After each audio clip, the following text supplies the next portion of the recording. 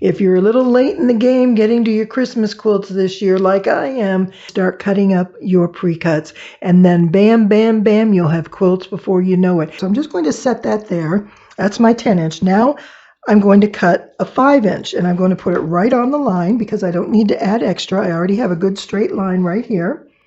And I'm going to cut this entire width at 5 inches. And so I have 1, 2, 3, 4, 5 here, and 1, 2, 3, 4, 5.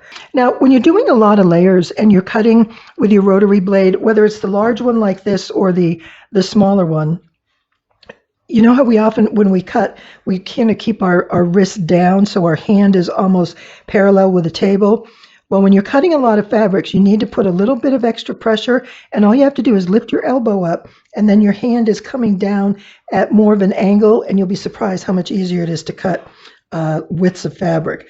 So I am going to cut my 5 inches right here, and I'm not sure, whoops, I keep missing a spot, doggone it. See, I talk and then I don't get the job done. I forget to hold my blade down, and I get all kinds of things going on. All right, so at this point, I'm going to cross cut them into 5-inch. And this way, I will have plenty to work with. Because after layer cakes, I'm going to move on to charm squares. And so we're going to do this one.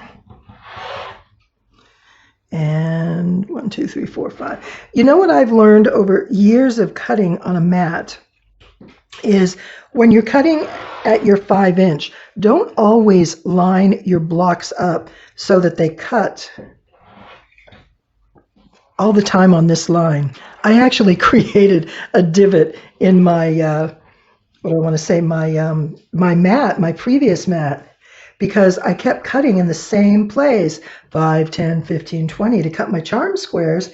And then after a while, as I was cutting this direction, there were so many divots or crevices carved into my mat that I wasn't getting good cuts. So that's something to take a look at and to think about. And you know, there's a lot we can do with these, so hang on to them, okay?